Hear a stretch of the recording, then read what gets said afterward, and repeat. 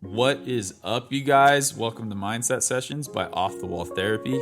I am Brock Eisman, and I am stoked to give you guys a look into the sport and performance psychology world. I am here to help you create tools and to optimize your potential. Let's get it.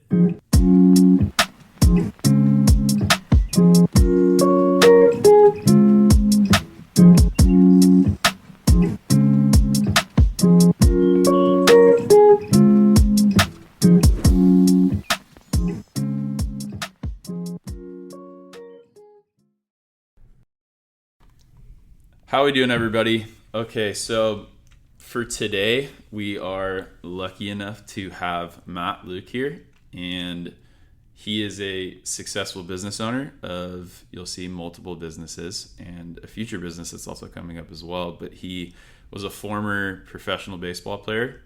He was drafted by the Yankees, and he played for the Angels, the Dodgers, but we'll get right into that. I'm really excited to have him here. He and I actually go to Bible study together, and he actually hosts the Bible study, so that's where we met. And I'm really excited to have Matt Luke here. So great to be here. Introduce yourself, Matt.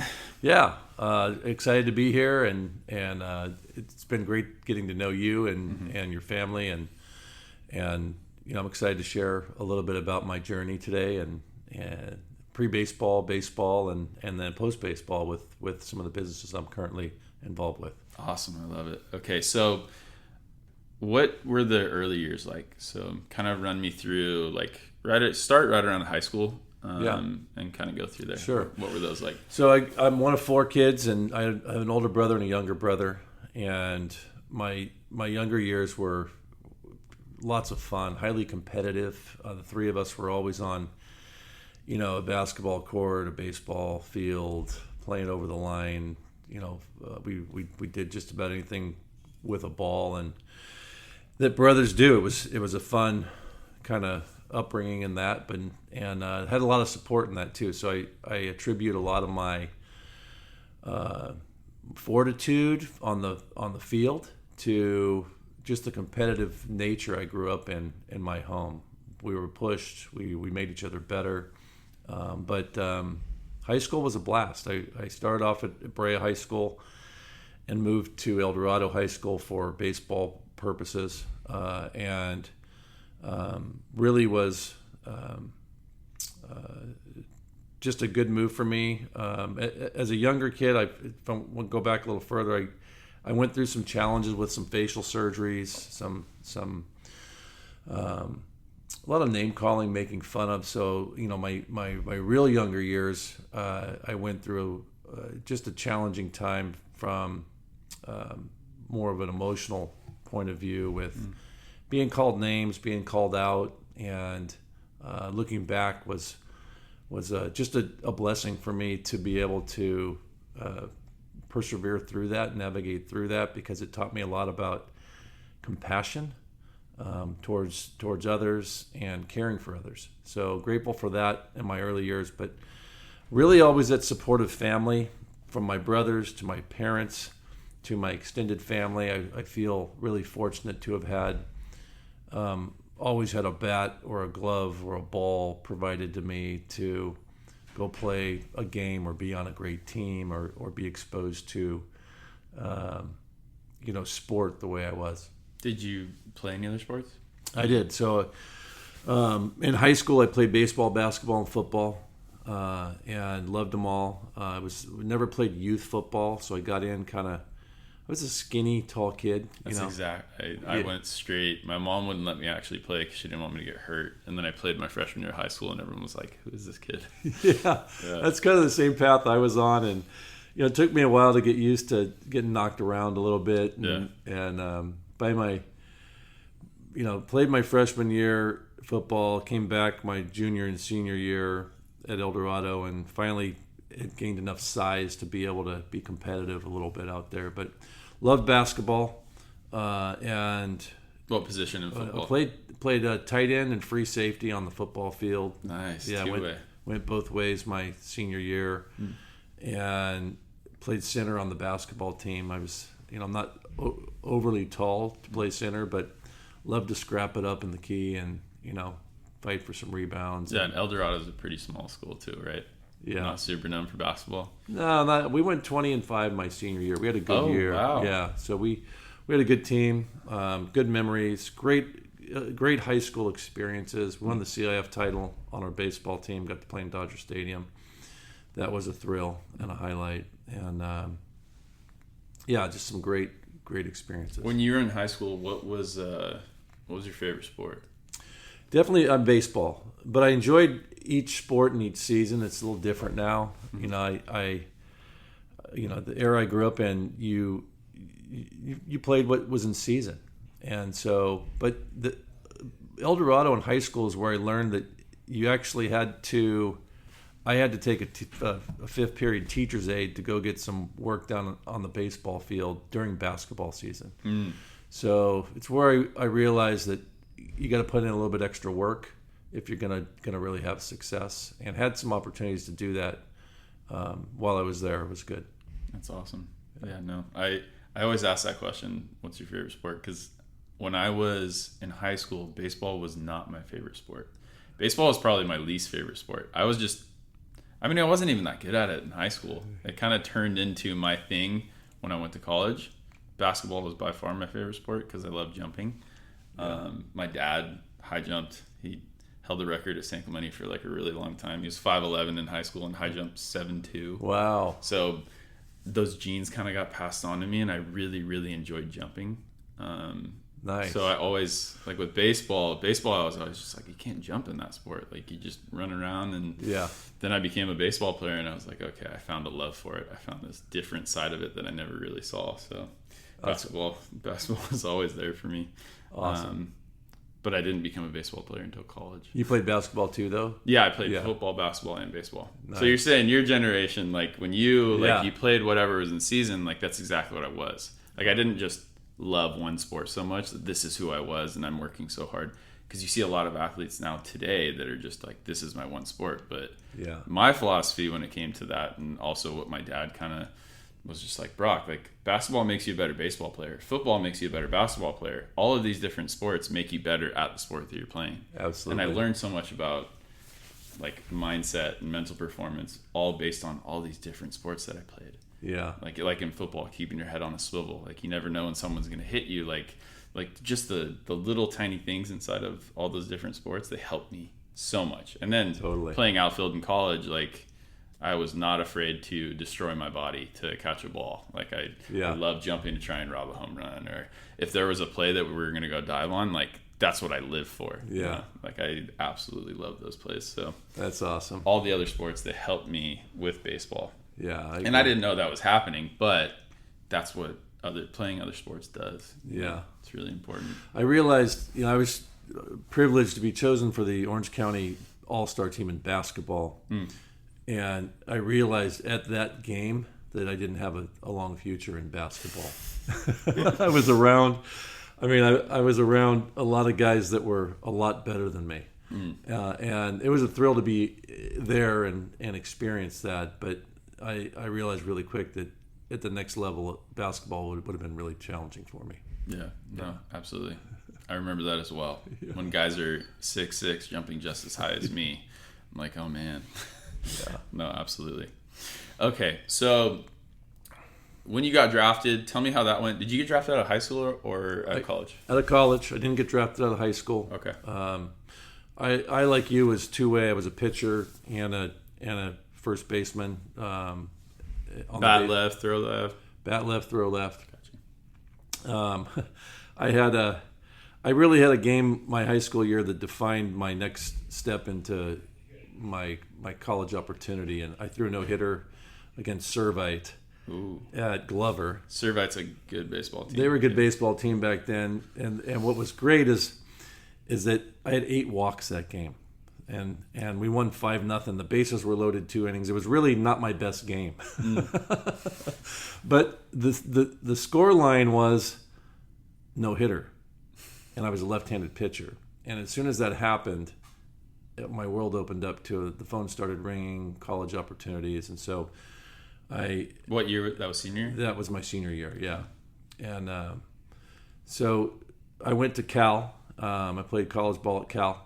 I wanted to go to UCLA. They gave me the same scholarship, but they were going to redshirt me. Cal gave me an opportunity to compete right away.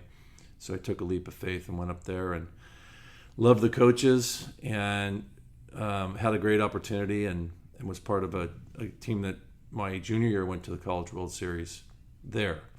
So great opportunities, great guys. We're still on text chains today, you know, keeping in touch, and pretty cool. That is awesome. Yeah. So you still talk to them?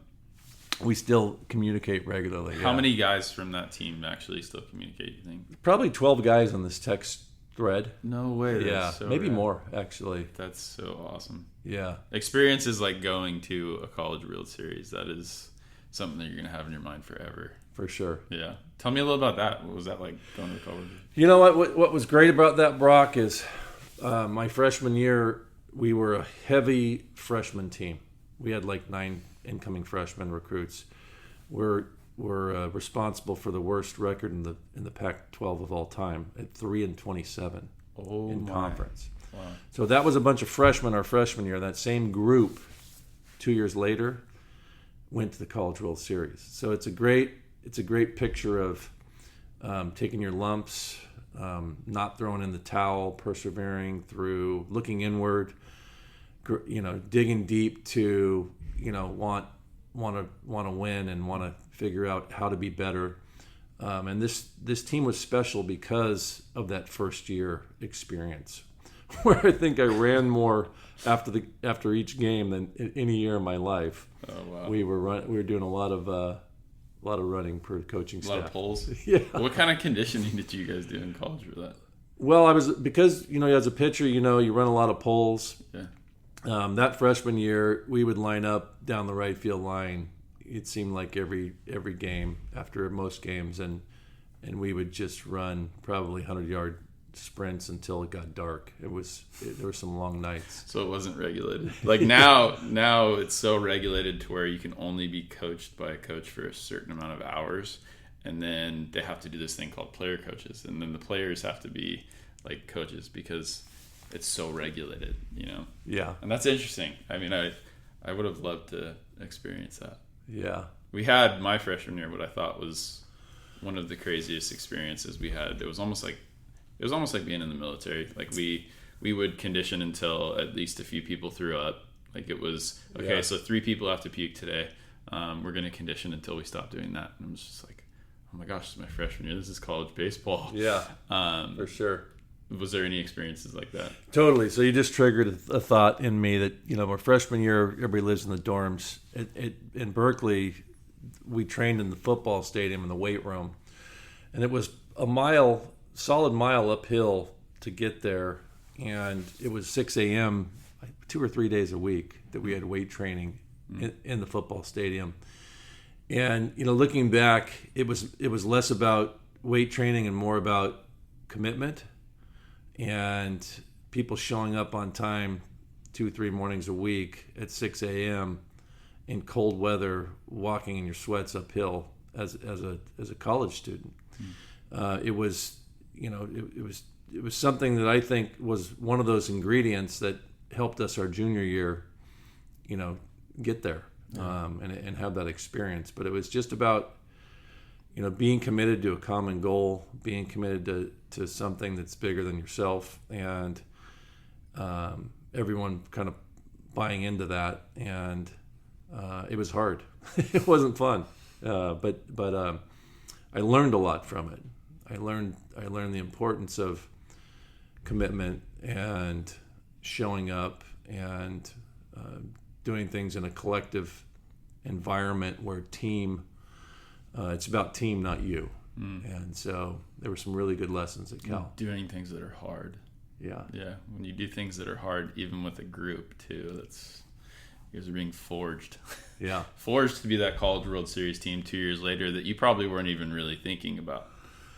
Well, it was always a goal, of course, but yeah, the focus is on each day, and that's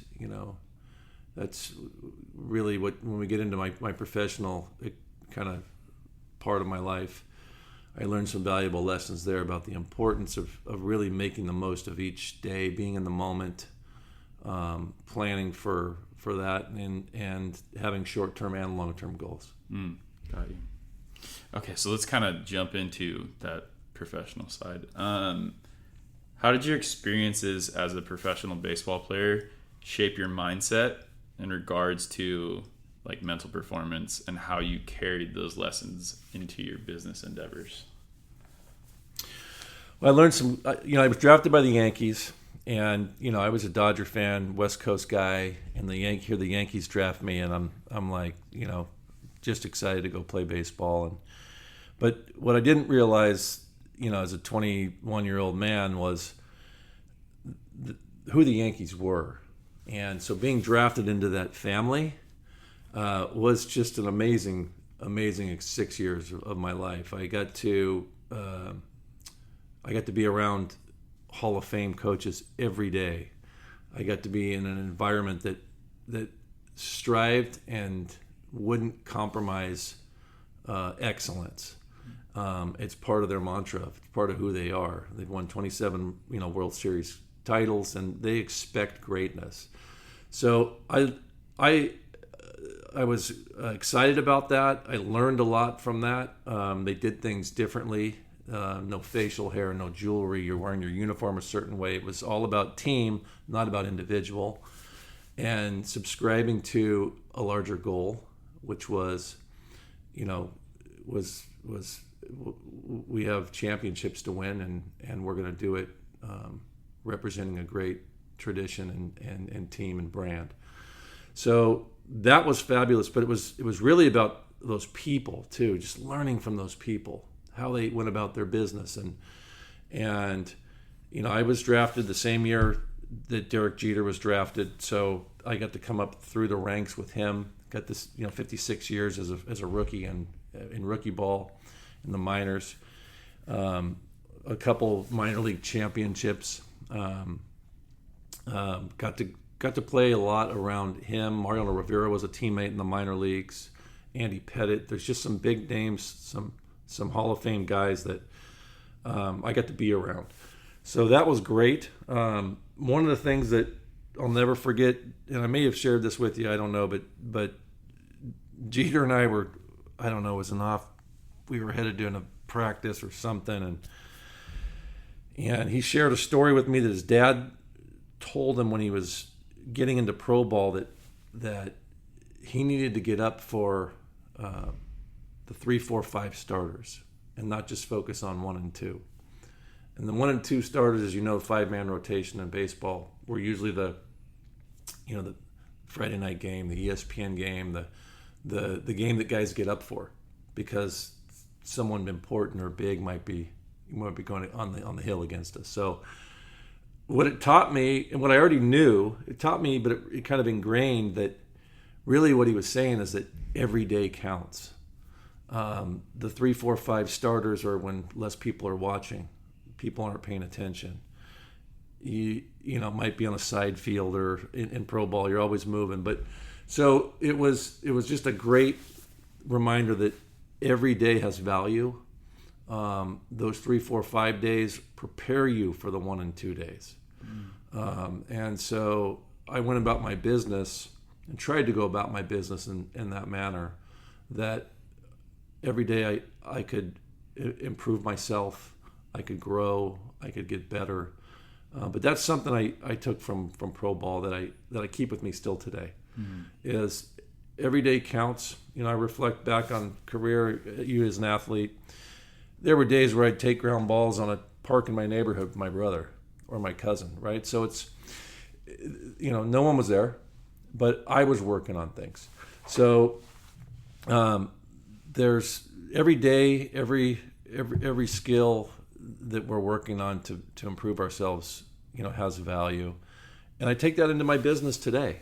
I remind myself that, some days we feel better than others. Some days we feel refreshed. Some days we feel tired. And so, I'm reminded that today has value. Today's a gift. And really, with the foundation of faith that came later in my life, I really start each day and approach each day with, Lord, who do you have for me today? Who can I impact today? Who can I positively impact today? And so that's exciting. You know, when I pray that prayer in the morning and I walk out the door, I'm like, I'm armed for who can I positively impact today, and who can I add value to, who can I help, who can I share with. And so, you know, this is a big world, a lot of people, and oftentimes we know who most of those people are, but you know, it seems like there's different people and new people coming all the time. All the time. When you least expect it too. Yeah. Maybe when you're having a bad day. No, that's awesome. Exactly. I love that.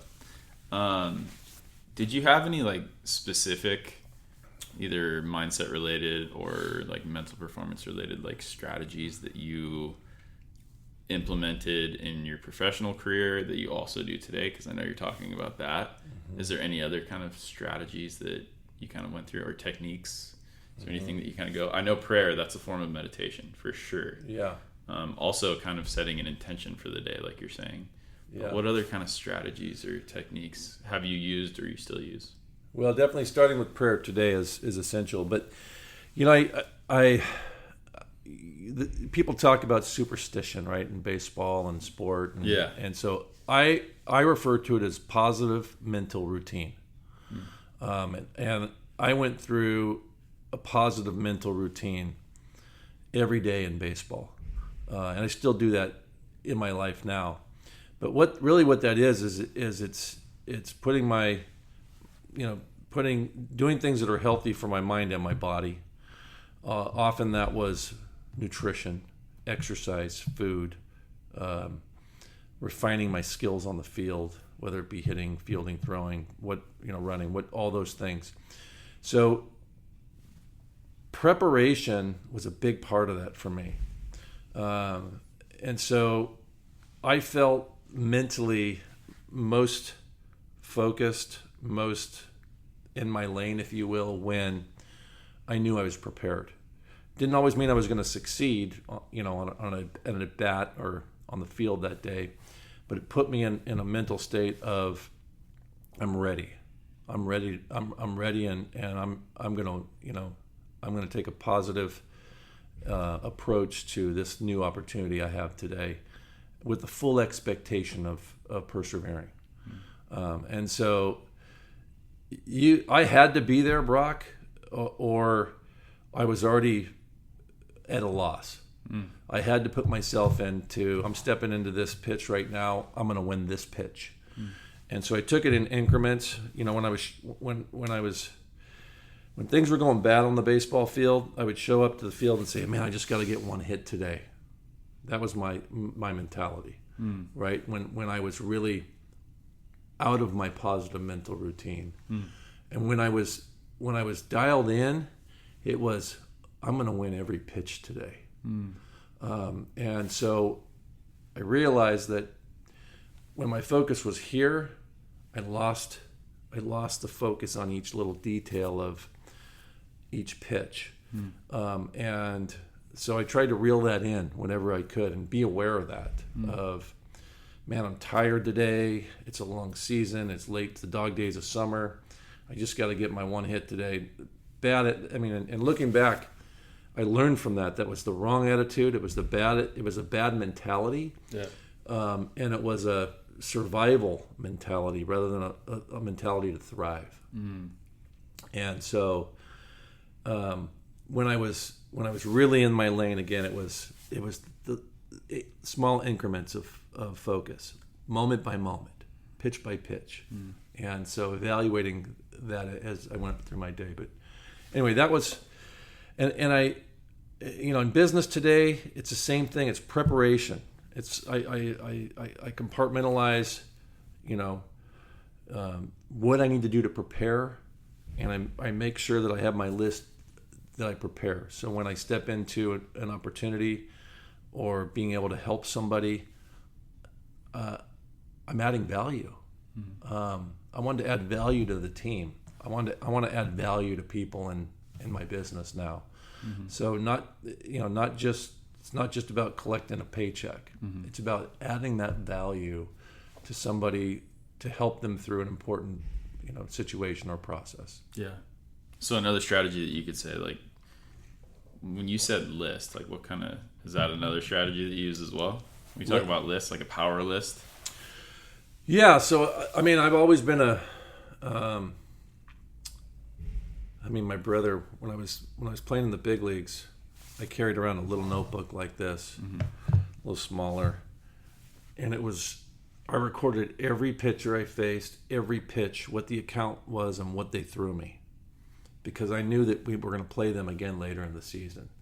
So it was just the detailed, Pitch by pitch. pitch by pitch. Yeah. It's 2-1, 3-1. Am I going to get a fastball from this guy, or does he have a secondary pitch that he's more comfortable with? So those lists I take with me today. I have my desk has notebooks like this. I have yellow pads. I got notes everywhere. Maybe right now a little bit too many. I need to reel them in a little bit. But yeah, the list is. A kid asked me one time. I get to go talk to some teams. He said, he said, hey, I'm a pretty good performer. But when the pressure's on, I don't come through in the clutch. It's like, what? How do you navigate that? Really was this question to me, and it was an immediate, quick response for me, because when I stepped in the batter's box in a clutch situation, I had been there 100,000 times, and it was in my backyard, in my bedroom, in my kitchen, and in my cul-de-sac, in my classroom, envisioning what I was going to do to win that game, to hit that pitch, to come through for the team.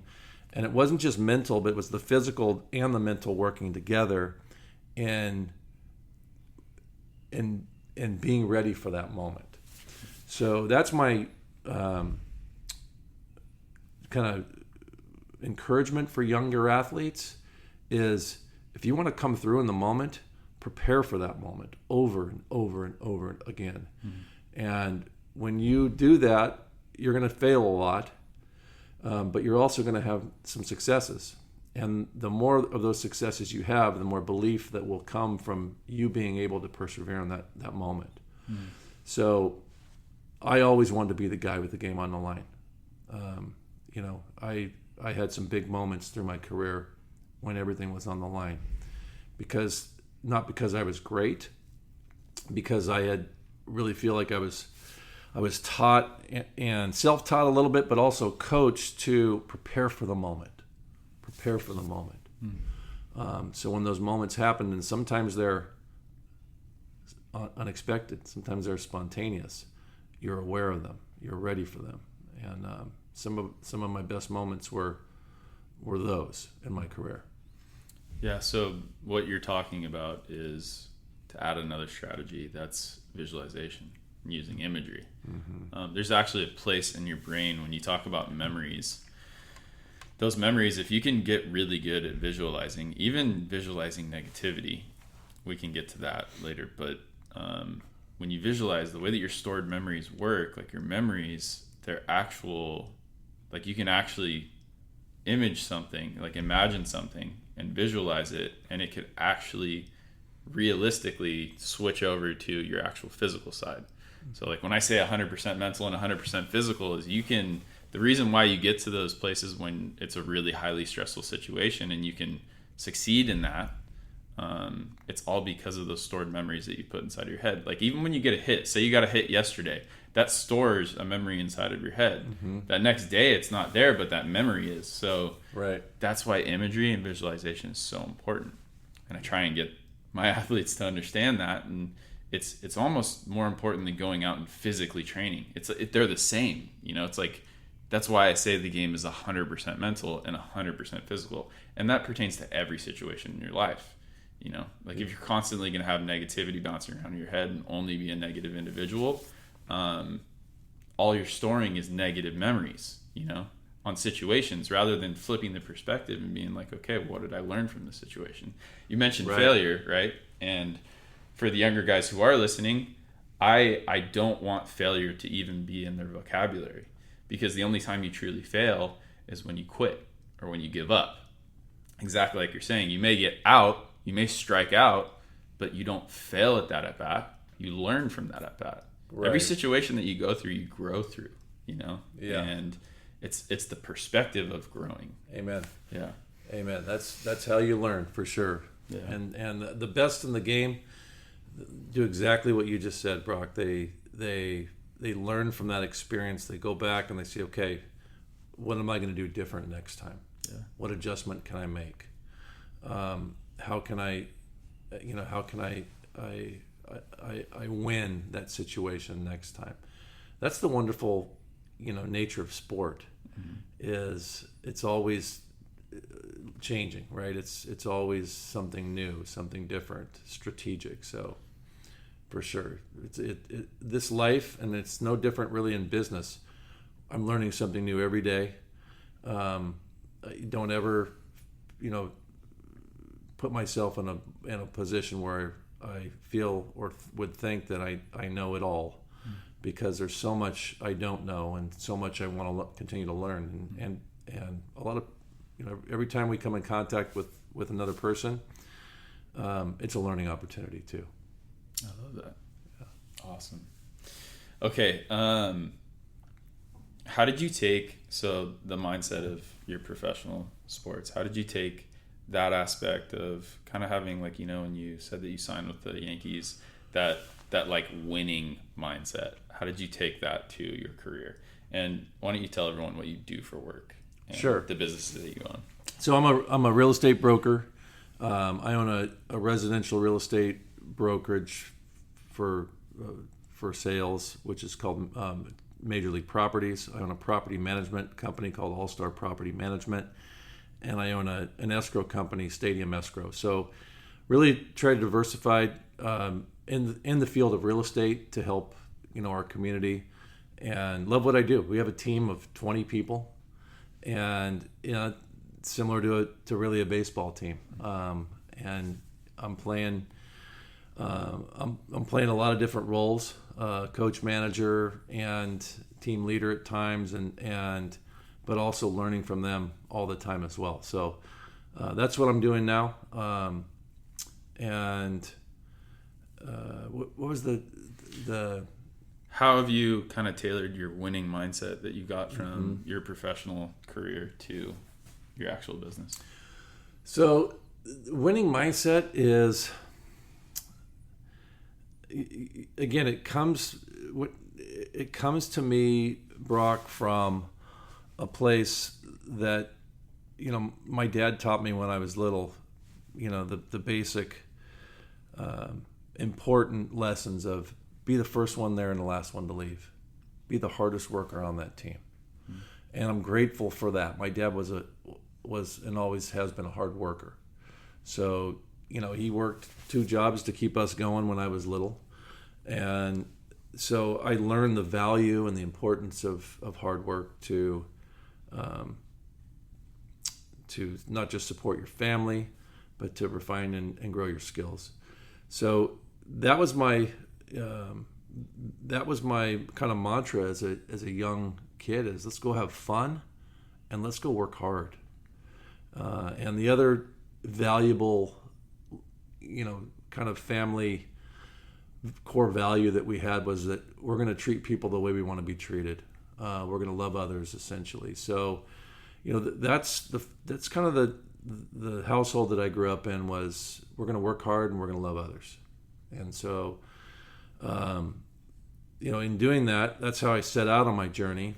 And then, of course, I found Christ later in my career, later in my life, and that really changed my perspective on, hey, Christ wants us to love others too, and so we're going to do that in a whole new level. So there was just some change in perspective from a lot of those qualities that my dad had already taught me, mom and dad, to now putting that on my faith journey into baseball and my business. But really the winning strategies were being all that I could be every day. Whatever whatever you do, work at it with all your might as if working for the Lord. So that was my in my heart now to really take heed to was my faith transition was a big shift in my life where I took all the experiences that I had, Brock, and God humbled me through some injuries in baseball, which I retired early because of a couple shoulder surgeries. And really it was Joshua 1:7-1:8 where it says true success comes from knowing God's word and meditating on it day and night. And until that point in my life, my success was based on statistics. And when I got injured and I realized things were outside of my control, I really started to fathom, why am I here? What am I doing?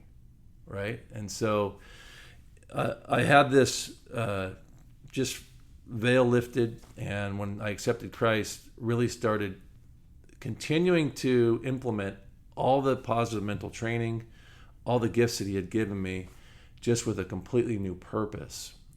And so that purpose is to know him better, be all that I can be every day, impact others. And so now I do that in real estate. I wake up with an excitement to get my work in and share what I'm learning with others. Find out how I can be different than others out there to add more value to my clients.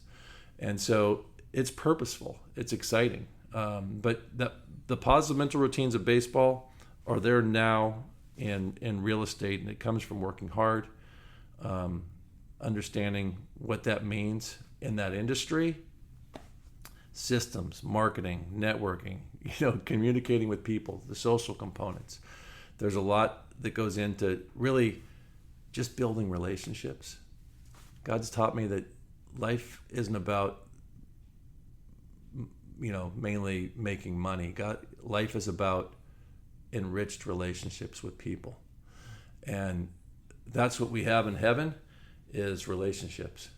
And it's about those people. So I go about my business with that mentality now of, man, I'm gonna go out there and do I still want to be number one? You betcha. Do I still evaluate my competition? All the time. And so, I don't spend a ton of time on it like baseball, but I'm aware of what's going on in the industry. And then I want to compete to be the best. That's what God's put in my heart every day. So I'm on a quest to do that in my community, one person at a time, one client at a time, one agent at a time, as we grow now a team of 20 people to kind of the next level. Awesome. I love that. Let's go over some mental hurdles or limiting beliefs that you had to overcome during your journey. And how did you overcome them, both on and off the field? So the first mental hurdle I had was the world telling me I was ugly. Just from, the kids your differences as kids are not always a good thing, right? They stand out and people will mock you. So as a kid, that was my first mental hurdle is, man, girls don't think I'm cute. I struggle with those relationships, and I look in the mirror every day and I'm scarred up. So that was hard as a kid. So grateful I had a mom that she's not with us anymore, but she just poured into me, Brock, every day. So my dad was that go work, get it done, be all you can be. And my mom was, you're beautiful, you're amazing, you're wonderful. And so I had this support system in my life that was essential for me to, I think, power through those younger years. And so grateful I used to not want these scars, but now God's shown me that these scars are a huge part of who I am today. So I wear them, without unashamedly, if you will. But that was number one. Okay, and then number two, I think, was when you're an athlete, when you're performing well, you're on top of the world, right? You're healthy, you're strong, you're doing what you love to do. Life's good, life's easy. But when I didn't get hurt till I was about 26. I was invincible. When 26 hit, I had my first shoulder injury and back injury and damaged some nerves, and then everything starts to kind of just be a little bit more challenging. So I think it was at that point where I really struggled mentally. I've been working hard at this. I had a plan, Brock. Here was my plan. Everything was going well, and now I got damaged nerves in my torso, my back, and I got some shoulder stuff, and I'm out of whack for 6 months off the field. So I really started to contemplate purpose, but once the Lord helped me with that, I got back on track, and I said, "Hey, I got to get back in the mental game here." And really, what it was learning how to now be the best I could be in maybe not my best physical state. A lot of baseball players, a lot of athletes grind through that. They go from having value to now having very little value from a performance perspective. And when your hope is in and identity is just in performance, then you're going to feel empty and alone, and I don't want to say worthless, but not as of much worth. So I struggled with that, and then really it was also to get to the professional level, to get to your level. There's a lot of people that play a role in that, and so when you get to that level, you want to succeed for you and for them, right? So you have family that have sacrificed, people that have helped, coaches that have contributed. And so you get to that level, and it's like you're right there on the brink of doing something really special, and all of a sudden you can't do it anymore. And there's a sense of letdown or disappointment for all those people, but there's also a weight. There was a weight on my shoulders that I got to do this for them too. And the Lord lifted that weight off of me to make me realize that no, I don't have to do that, and which was great. It gave me perspective on, look, that's a weight I don't need to carry. Go be all you can be, whether you're hurt or you're healthy, every day, and today's a gift, and make the most of that day. So helped change my perspective, gave me some freedom so I could get back in the grind of the mental grind of baseball.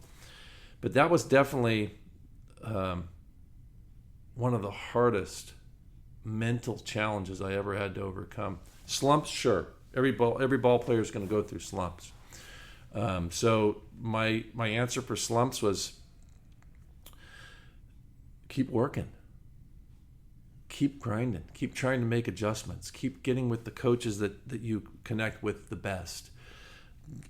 Get with yourself. I had a sequence where I went off the tee, then soft toss, then short toss. It's like go back to the basics. And in real estate today, I tell everybody, hit the singles. Don't focus on the home runs. You got to go back to the basics. The singles. I got to play with Wade Boggs with the Yankees. Hall of Famer. The guy's got, a gazillion hits. The guy could hit. And he hit single. Wasn't a home run hitter, but he just put the bat on the ball and got his hits. Mm-hmm. And so being around guys like them, and was, very successful. So it's the little things. that we do every day that lead to opportunities for doubles, triples, and home runs. Got you. I love you. I mean, that's like the process, right? Yeah.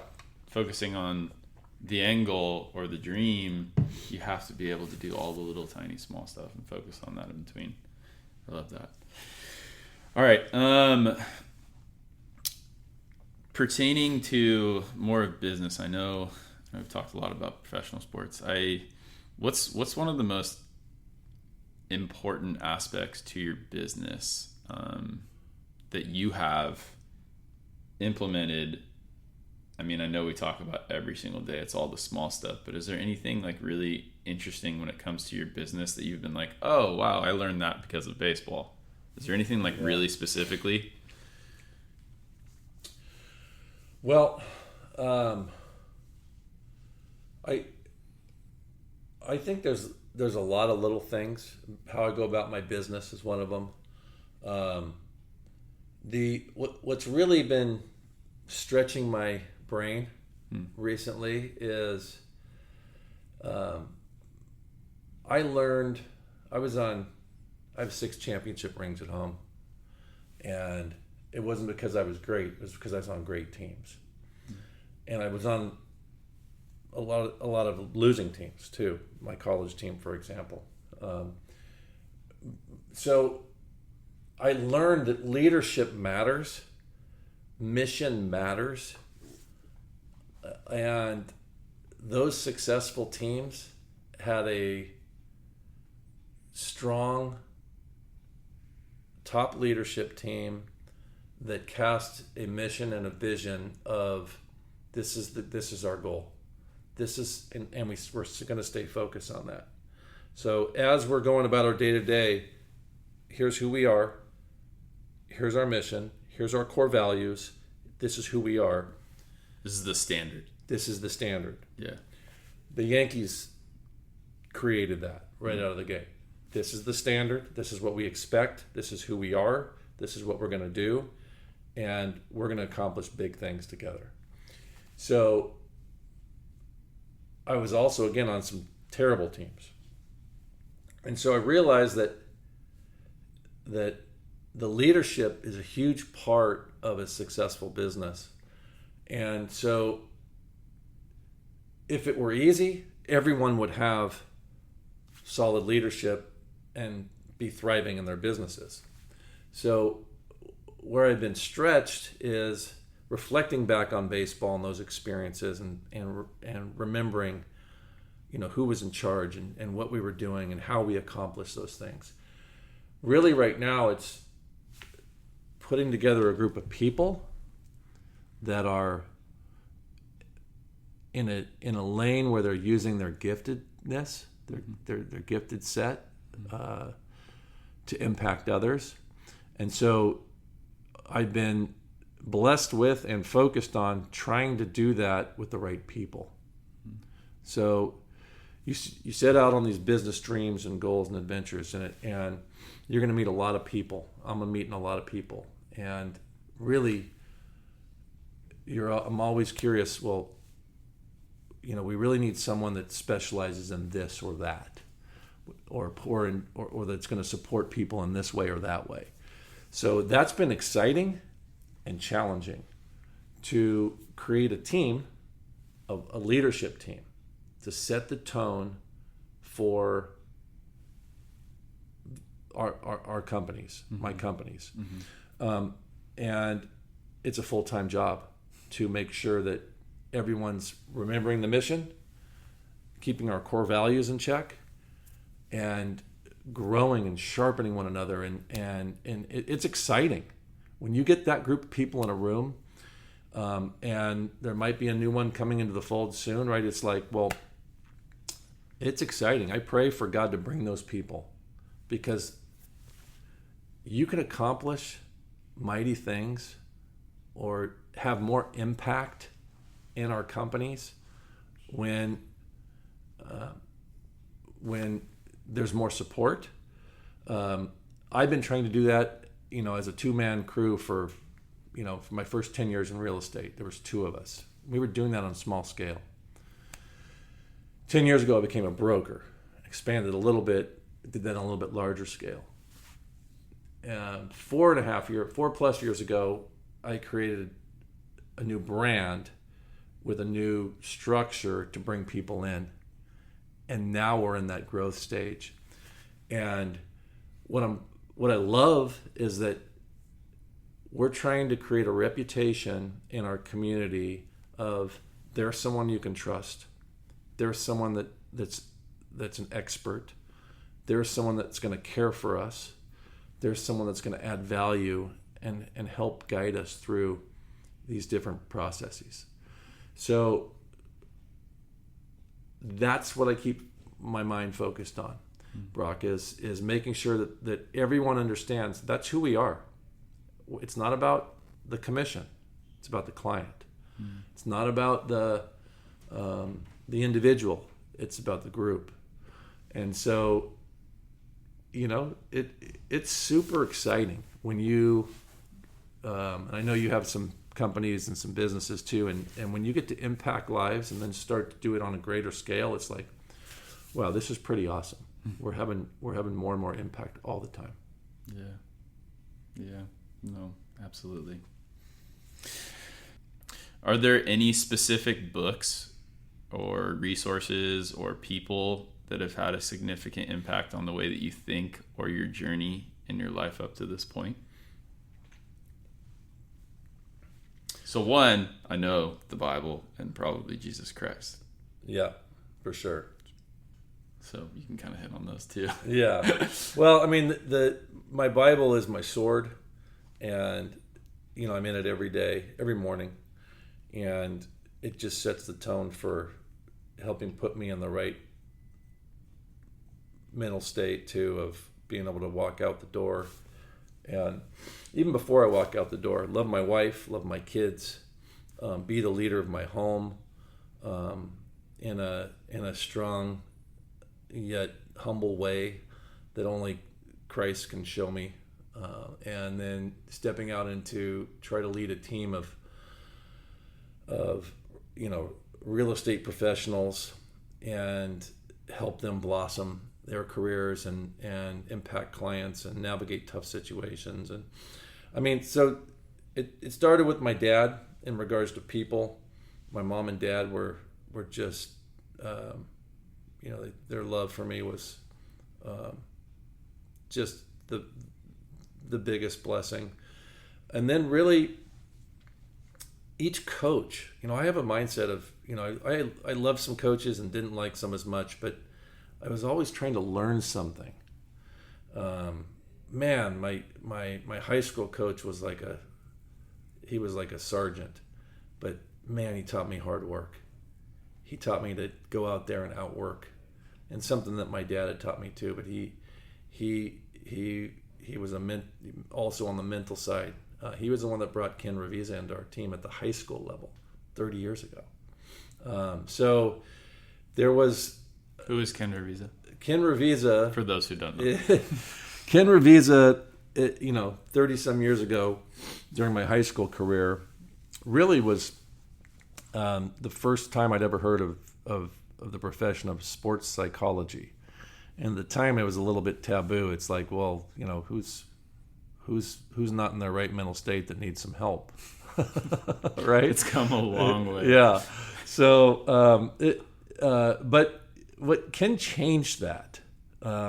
He brought really, for lack of better words, he brought the cool into sports psychology, to where it's like, look, this is a positive thing that's going to help you think a little differently, help your game, help you prepare differently.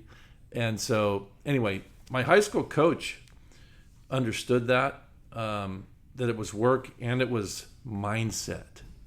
And he is a Hall of Fame Orange County coach, and just really feel blessed to have had his leadership. Again, we won CIF championship our senior year, so we had a title there. And then really each coach, my college coaches, I tell young kids today, look, you're going to pursue your dream. You go where you connect with the people. The jersey name, school, all that's exciting and aspirational, but for a period of your life, 3-4 years, you're going to be in relationship with people, and those people are who you're going to go to war with, both positively and sometimes potentially negatively. So, evaluate that. But my college coaches up at Cal looked me in the eye and said, I'm going to give you an opportunity, and it was authentic.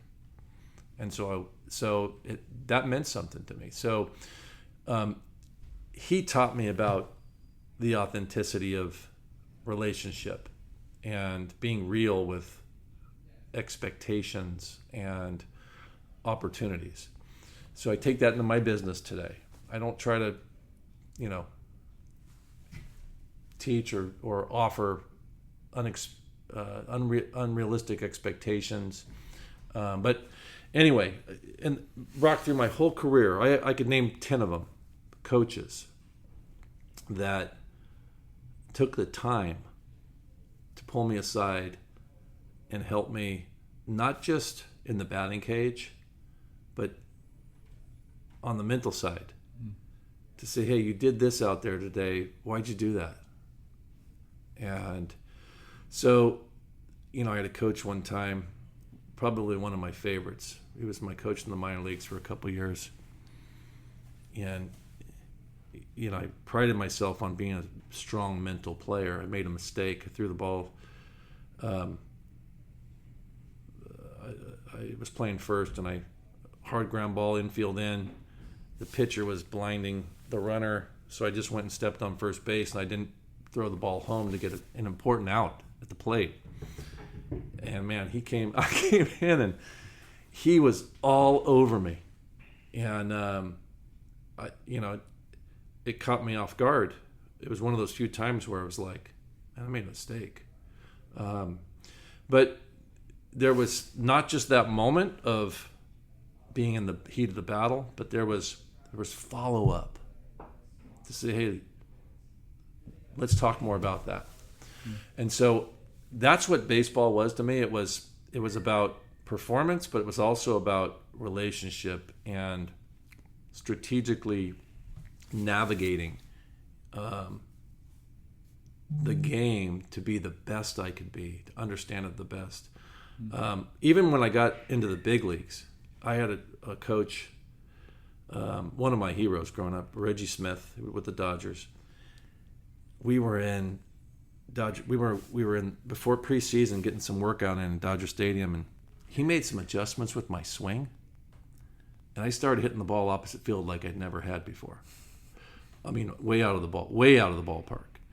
And it reminded me that, man, I'm always learning. I can always get better. I can always, make adjustments. I'm never there. So the people, there wasn't really a book, a self-help book or that really impacted me. Of course, the Bible, but it was the people that I really feel blessed to have learned from along the way. From my own home growing up to all the way through my coaching my teams and whatnot. So, So the importance of the relationships that you had around you and the information that you gained from those relationships. Because I even have some athletes that don't necessarily like people, and they're so in tune with, this is my way. I'll put my blinders on and not really listen to anyone, because a lot of good athletes are that way. But I think a mature athlete understands what you're talking about. Being able to take every bit of information that's given to you, even if you don't agree with it, even if you don't like it, and they can kind of decipher and take good things out of even a negative conversation. I think that's totally a really mature thing. Yeah, it's kind of in line with what you're saying. Yeah, totally. I totally get it. There's some coaches I'm like, oh, here we go again. Yeah. Right. But then there might be one thing that gets you thinking. Yeah. About something. So. And that's not an easy thing to do. And that's really an important thing to learn, you know? If you had the opportunity to go back in time and speak to your younger adult self, what advice or words of wisdom would you offer, knowing what you know now as a former professional baseball player and successful business owner? I think I would have taken more time to get to know and communicate and build relationships with people that weren't necessarily just kind of like me or in my lane of life. You know, I try to be different than I was then now, because, you know, as a kid, we tend to find our skill set, find what we like to do, and we stay in that lane, and we run with people that are in that lane. And what I realized is that I lost out on a lot of potential opportunities to learn more about different people. And so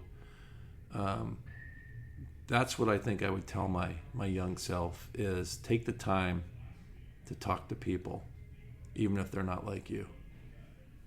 Okay, so let's wrap this up. We have a thing that we do on the podcast where someone asks a question from the last podcast to the person who's getting interviewed on the next one. So this is your question from my brother from the last podcast.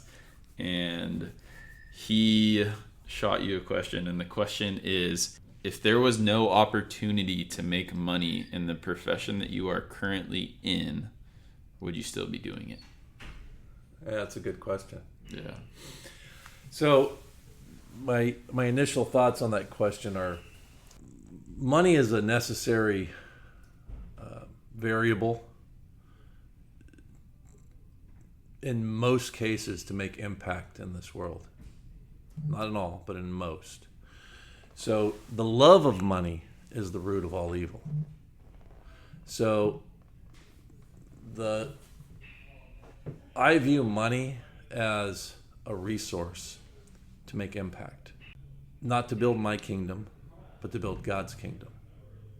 So, you know, it's a tough question to answer directly, but I think what God's given me is just a perspective that money's an important resource to make impact. So my focus is making impact. And if I can make more impact, making more income, then that's good for the kingdom. Now that comes with balance, though, too, is, you know, kingdom impact is a huge focus for me. But you don't want to work every minute of every day either. So there's got to be balance in your life. And so I don't know if I answered your brother's question directly or not, but I would just say I've learned that money is a good resource to make impact in this world for God's kingdom. So I think that if we don't focus on it being destructive or fulfilling, then it can be a good thing to make more impact. So I think because of that, the way our world system's set up, it's something that can be used for good. But I do think it's a necessary resource to make larger impact. Absolutely. So great. So that being said, you now have to ask a question for the next interview. Okay. And you don't know who that is, because I don't even know who that is. I don't know who that is. Okay. What's your question? Oh, that's put me on the spot.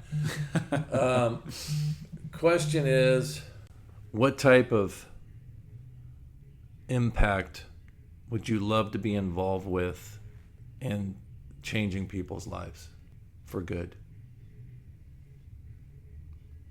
Awesome. I love that question. I kind of took his question and then you like furthered it into a different segment. I love that. That's awesome. Okay, that wraps up the podcast today. That was fun. Yeah, that was really fun. That was awesome. I really, really appreciate you coming in. That's my privilege. Thank you, and I'm just thrilled to know you. I'm excited for what you're doing and the impact that you're making in the lives of athletes too. Yeah, thank you. I appreciate it. All right. Thank you everyone for listening. Have a great day.